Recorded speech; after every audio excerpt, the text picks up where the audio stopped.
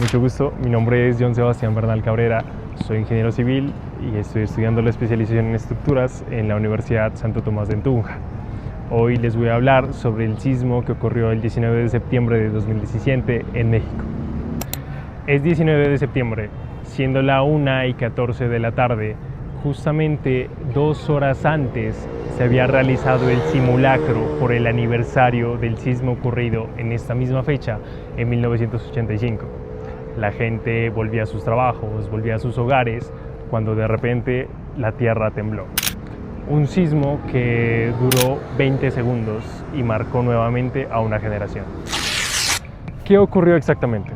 A la 1:14 de la tarde, un terremoto de magnitud momento 7.1 rompe dentro de la placa de Cocos, a unos 57 kilómetros de profundidad, cerca del límite entre Morelos y Puebla.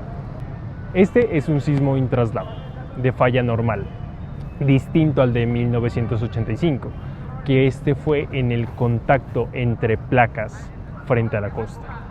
El hipocentro queda a unos 120 kilómetros de la capital, suficiente para que llegue rápido y con energía en frecuencias que castigan sobre todo a los edificios bajos y medianos.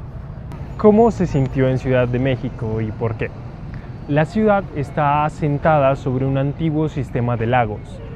En esta cuenca se distinguen 3 zonas de suelo muy claras: lomas con terreno firme y rígido, transición con rigidez intermedia y lagos con arcillas muy blandas provenientes del antiguo lago de Texcoco.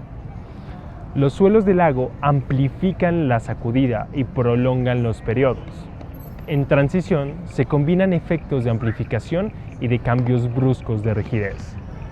En 2017, la red acelerográfica de la Ciudad de México midió picos de aceleración cercanos a 1/4 parte de la gravedad en la estación Culhuacán, alrededor de 0.23 G.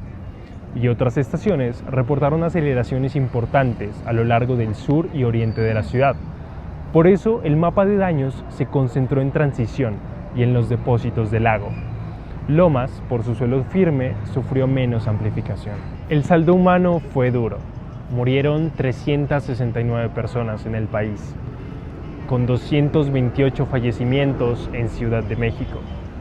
En los primeros días se reportaron más de 6.000 heridos y tan solo el sistema público de salud atendió alrededor de 8.000 personas afectadas. El sismo provocó el colapso de 44 edificios y 2 pasos peatonales en la capital y dejó centenares de inmuebles con daños severos y decenas de miles con afectaciones. Uno de los emblemas de la tragedia fue el colegio Enrique Rebsamen, al sur de la ciudad. Ahí fallecieron 19 niños y niñas y 7 adultos y hubo más de 30 heridos. Las investigaciones posteriores documentaron irregularidades y sobrecargas que incrementaron su vulnerabilidad. Es una lección dolorosa, pero en las escuelas no hay margen para atajos. Ahora vamos a lo estructural, que explica por qué colapsaron y sobre todo los edificios bajos y medianos, de concreto y mampostería en transición y lagos.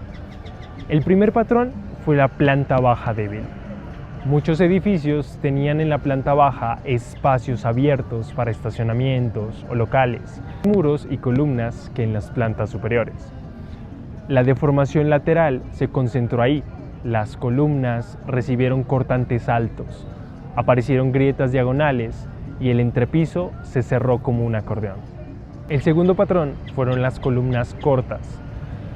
Tabiques o ventanas altas pegados a la columna acortaron su tramo libre y la volvieron más rígida de lo que asumía el cálculo.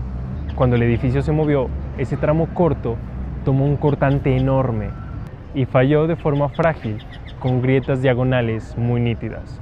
También apareció la torsión por plantas irregulares, edificios en forma de L o con rigidez mal repartida. En estos casos, el edificio no solo se traslada, también gira. Cuando el centro de masa y el centro de rigidez no coinciden, una esquina se desplaza más y se sobredemanda. En calles estrechas se dieron choques entre edificios. con juntas sísmicas insuficientes. Dos estructuras con periodos distintos vibraron fuera de fase y golpearon. La regla de oro es separar tanto como la suma de los desplazamientos esperados de ambos edificios. ¿Se afectaron más las construcciones viejas? En general sí. La mayoría de los colapsos correspondieron a edificios proyectados antes de la gran reforma normativa posterior al sismo de 1985. Pero también hubo casos recientes. Allí el problema no fue la falta de reglas, sino su incumplimiento y la no supervisión. Las normas sí cambiaron desde 1985 y muchas estructuras diseñadas y detalladas con esos criterios se comportaron bien. En conclusión, como vemos en este caso, así hayamos tenido un sismo previo muy grande que dejó bastantes enseñanzas e incluso un cambio en la normativa, el hecho de no aplicarla correctamente y que no exista una supervisión puede generar nuevamente un caos como el que fue este nuevo sismo. He ahí la importancia de aplicar los conocimientos que estamos teniendo en nuestra especialización. Saber sobre los periodos, saber sobre las derivas, sobre la rigidez, sobre una estructura bien diseñada en la cual podamos hacer frente a estos fenómenos naturales que no están en nuestro control, pero sí podemos ayudar a que no sufra nuestra población. Muchas gracias.